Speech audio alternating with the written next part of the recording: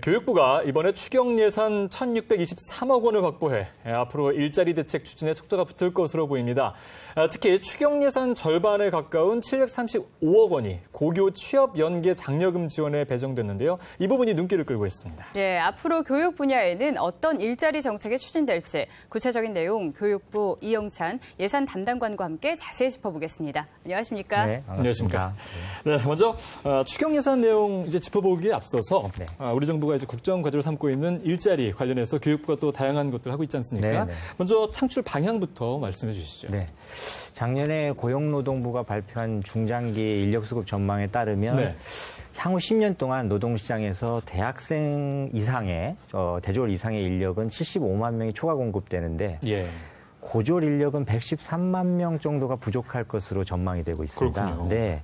이 얘기는 다시 말하면 대졸자는 일자리를 찾는데 어려움을 겪고 있는데 기업들은 고졸 인력을 또 찾지 못해서 어려움을 겪고 있다는 얘기거든요. 이건 소위 이른바 이제 일자리 미스매치 현상이 발생하고 있다는 걸 뜻하는 거고요. 그래서 이를 해소하기 위해서는 고졸 청년들이 우선 취업을 하고도 언제든지 본인들이 마음을 먹으면 다시 학습을 할 수 있는 그런 문화나 기반을 조성해 줘야 된다는 걸 뜻합니다. 이런 문제의식에서 지난 3월에 정부가 청년 일자리 대책의 일환으로 선취업 후학습 활성화 방안을 만들었고요. 교육부가 그 선취업 후학습 활성화 방안의 주도적인 역할을 지금 방안을 만들고 있는 중입니다. 특히 이번 추경은 말씀하셨지만 청년 일자리 추경이잖아요. 그래서 이 추경으로 통해서 이제 다양한 일자리 정책을 추진하게 됩니다. 그렇다면 핵심 내용은 무엇일까요? 이번에 교육부 추경은 크게 두 가지입니다. 선취업을 촉진하는 정책, 그다음에 후학습 기반을 조성하는 정책. 그래서 선취업 후학습 기반을 조성하는 추경이 편성이 됐는데요. 고교 취업 연계 장려금에 735억 원, 고졸 후학습자 장학금에 290억 원, 대학생 교외근로 장학금에 110억 원, 중소기업 취업 연계 장학금 70억 원, 조기 취업형 계약학과 육성에 80억 원, 대학생 평생교육 체제 지원 48억 원, 뭐 또 다른 돌봄이라든지 이런 것도 있는데 총해서 1,623억 원이 국회 심의 의결을 거쳐서 이번에 확정되었습니다. 이번 그 1,623억 원 중에 한 절반에 가까운 금액이 이제 고교 취업 연계 장려금에 투입이 되는데 먼저 이 부분 가장 포션이 크지 않습니까? 먼저 설명해 주시죠. 이 사업은 고등학교 졸업을 앞둔 학생들을 대상으로 하는 거고요. 그다음에 중소기업에 취업을 하는 경우에 약 300만 원 정도의 취업 연계 장려금을 지원하는 사업입니다. 그래서 지원 대상은 직업계고 졸업 예정자, 고등학교 3학년, 그다음에 이제 일반 계고 중에서도 직업 위탁 과정이라고 해서 운영하는 게 있는데 거기에 이제 졸업 예정자 3학년을 대상으로 주고요. 이번 추경을 통해서 약 2만 4천 명 정도 의 학생들이 혜택을 받을 수 있을 것으로 예상을 하고 있습니다. 앞서 이제 사전에 참고로 말씀드리면 이번 추경은 바로 이제 가능한 부분들, 바로 추진 가능한 부분들 사용되지 않습니까? 10월 정도면은 이제 어느 정도 직업계고 졸업생들이 취업이 결정이 되거든요. 그 이후에 바로 집행이 가능하기 때문에 올해 연도 내에 다 집행할 수 있을 것으로 예상하고 있습니다. 그러니까 이게 정리를 하자면 취업 연계 장려금이라는 거는 이제 졸업을 앞둔 고등학생들이 중소기업에 취업할 경우에 약 300만 원의 지원금을 주는 건가요? 그리고 이제 그 대신에 중소기업에 6개월간 의무 종사하는 그런 좀 조건이 있습니다. 이번 이 정책이 추경 예산의 절반을 차지하는 거잖아요. 그만큼 중요하다는 건데 어떤 배경이 있을지 말씀해 주시죠. 대학생들을 대상으로 하는 중소기업 취업 연계 장학금은 기존에 이제 희망사다리라는 이름으로 이미 있습니다. 그래서 이제 대학생들은 그런 혜택들을 보고 있는데 막상 고등학생을 대상으로 또 고등학교 졸업하는 청년들을 대상으로 하는 그런 장려금이라든지 지원은 조금 부족했던 게 사실입니다. 그래서 이런 상황에서 오랫동안 직업계고 그다음에 특성화고 요청들이 많이 있었습니다. 우리 고등학교 졸업하는 청년들한테도 이런 좀 장려금을 줬으면 좋겠다 하는 그런 취지에서 이번에 다행히 근본 추경을 통해서 사업이 추진됐고요. 이걸 통해서 중소기업에 취업하는 학생들한테는 실질적인 도움을 줄 수 있고 또 기업 입장에서는 인력난 해소에도 기여할 수 있을 것으로 기대합니다. 기대하고 있습니다. 네, 일석이조네요. 네, 네. 그렇습니다. 이번 예산 말씀하신 것처럼 이제 고등학생들을 대상으로 네, 한 네. 그 예산인데 조금 전에 잠깐 말씀해 주셨거든요. 희망사다리 네, 네. 1유형이라고 해서 네, 네. 중소기업 취업연계 네. 장학금이죠. 네, 네, 이 부분은 맞습니다. 이제 올해 추경이 70억 원의 예산이 이제 네. 투입이 되는데 네. 이 부분도 같이 말씀해 주시죠. 중소기업 취업 연계 장학금은 종전에 있던 네.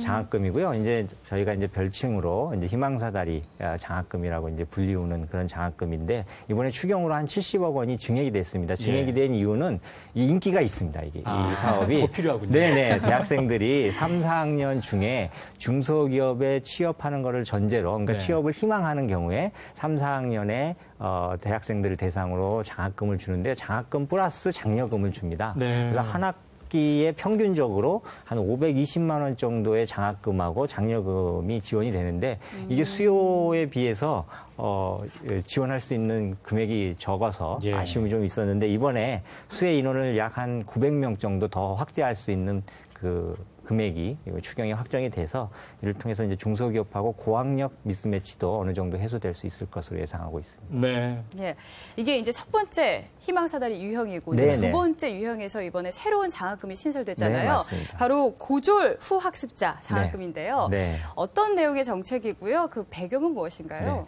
네. 이제 희망사다리 장학금은 원래 1유형, 2유형 나눠져 있지는 않았고요. 네. 희망사다리 장학금이 앞서 설명드린 그런 장학금이 있었는데 이번 이제 새로운 장학금을 신설하면서 저희가 이름을 희망사다리 2유형이라고 이제 이름을 붙였고요. 예. 이 장학금은 중소기업에 3년 이상 재직을 하고 있어야 되고요. 네. 그다음에 이제 고등학교 졸업하고 중소기업에 3년 이상 재직한 후학습자를 대상으로 대학 등록금 전액을 지원하는 그런 제도입니다. 네. 고졸 재직자가 언제든지 후학습할 수 있다라고 하는 그런 문화하고 기반을 조성함으로 인해서 아까 처음에 말씀드렸듯이 선취업하고 후진학은 같이 가는 거거든요. 네. 네, 후진학, 후학습 기반을 이번에 이제 확실히 조성을 해줌으로 인해서 고졸 취업자들이 취업을 진학보다 우선시할 수 있도록 유인하는 그런 효과가 있을 것으로 생각하고 있습니다. 네, 저희가 이번 정책 하나하나 살펴보면 좋을 것 같습니다. 처음 설명해 주신 취업연계 장려금 같은 경우는 이제 고등학교 네. 졸업 그렇죠. 예정자들을 네네. 위한 제도고 맞습니다. 그리고 희망사다리 1유형은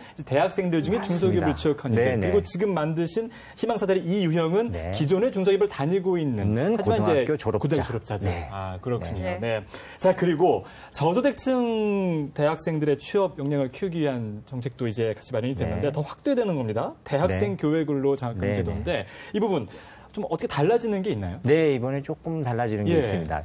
우선 이제 대학생 근로장학금이라고 하면 교내 근로장학금, 그다음에 교회 근로장학금 이렇게 이제 다들 알고 계실 텐데요.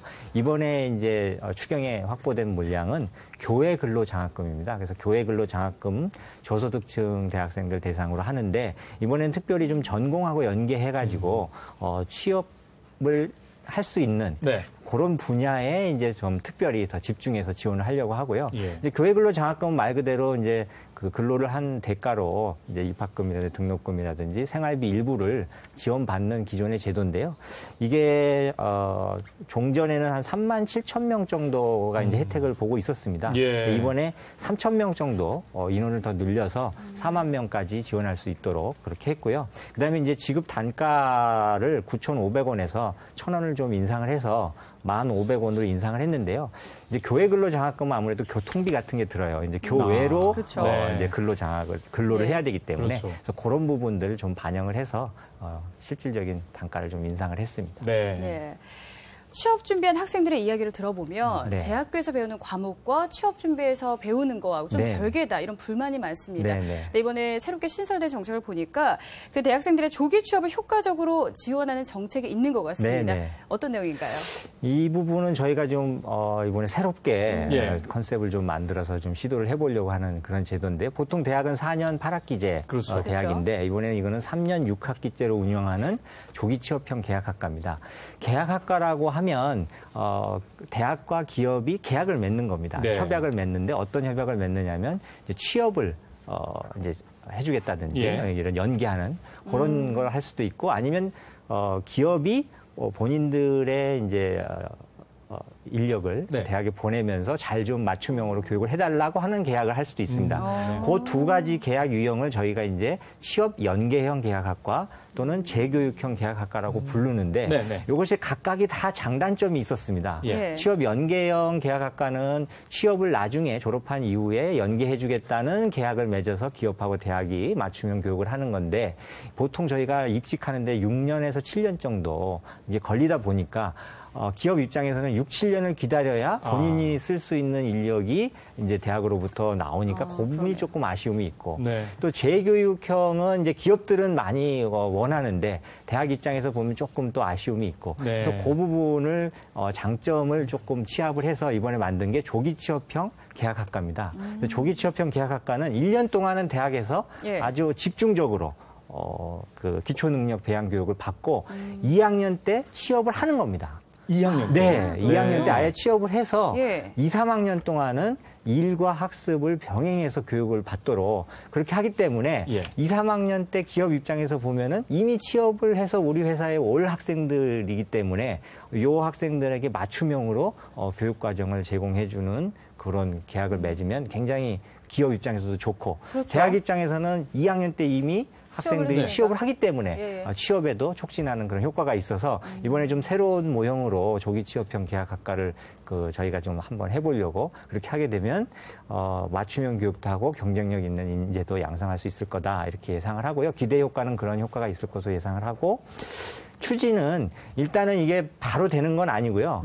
올해 확보된 예산으로는 한 5개 교 산학협력 기반이 좀 잘 갖춰진 대학을 대상으로 해서 요즘 시설도 좀 바꾸고 교육과정도 좀 개편해서 내년부터 뽑을 수 있도록 그렇게 기반을 마련하는 예산이고요. 내년에는 요 5개 학교에 100명 정도씩 해서 500명 정도 신입생을 선발할 계획이 있습니다. 그러니까 이 조기 취업형 계약학과는 올해 안에 어떤 학교에서 이 학과가 생길지는 이제 정해지겠군요. 네, 맞습니다. 그렇군요. 그리고 아까 말씀하신 대로 3년 6학기면 결국은 3년만 다니고 졸업을 하게 되는 건가요? 그렇죠. 그렇게 되면은 입직 연령도 줄어들 수 있기 때문에 그런 부분에서도 훨씬 좋을 것으로 생각합니다. 기존에 이제 아까 말씀하신 대로 계약학과가 사실 있었거든요. 그래서 이 부분이 어떤가, 그 기존의 계약학과는 어떤 차이가 있는지 많은 궁금증들이 있었는데 혹시 좀 다른 부분이 있군요.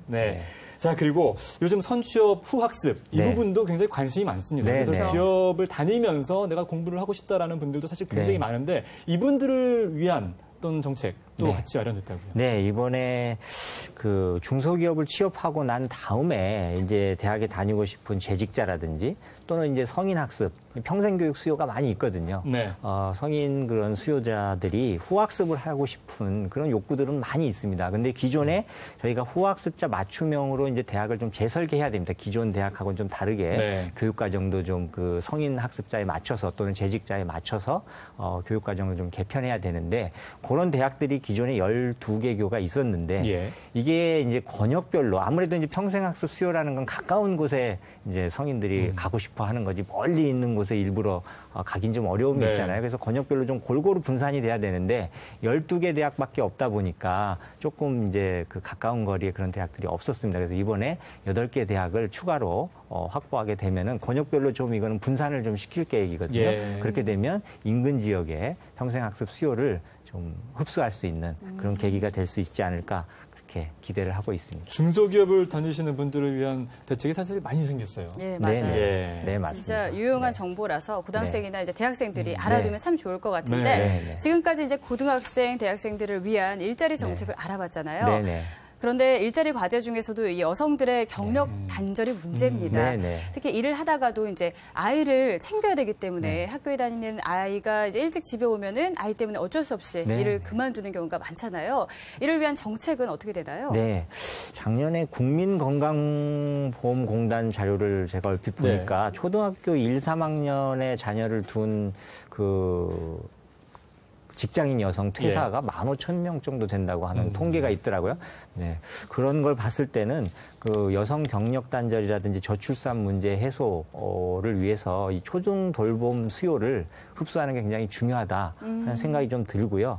근데 이제 대기 수요가 굉장히 많은데 비해서 저희가 그걸 흡수할 수 있는 시설이라든지 인력이라든지 그런 것도 좀 부족했습니다. 네. 근데 이번에 추경 물량을 통해서 저희가 한 210억 원 정도를 확보를 했고요. 그래서 초등 돌봄 교실 700실 정도를 이번 210억 원으로 확충할 수 있을 것으로 예상이 됩니다. 네. 그렇게 되면은 한 14,000명 정도의 초등학생들이 초등 돌봄 서비스를 받을 수 있을 것으로 예상이 되고요. 이렇게 되면 이제 맞벌이 가정이라든지 저출산 문제 그런 해소에 조금 도움이 될 수 있을 것으로 예상이 되고 있습니다. 네, 조금 전에 말씀하신 그런 초등학생 1, 2학년들 사실 그 부분이 네. 사각지대라고 말씀하시더라고요. 네, 어린이집에서는 네. 잘 이제 개가 됐는데 네. 초등학교 와보니 오히려 너무 일찍 맞아요. 하교를 해서 네. 되게 힘들었다라는 이야기를 많이 들었는데 그 부분에 큰 도움이 되겠군요. 네네. 예. 저희가 이제 돌봄 서비스는 학교 돌봄 서비스하고 마을 돌봄 서비스가 이렇게 네. 같이 같이 운영이 됩니다. 그래서 이제 중장기적으로는 한 5년 동안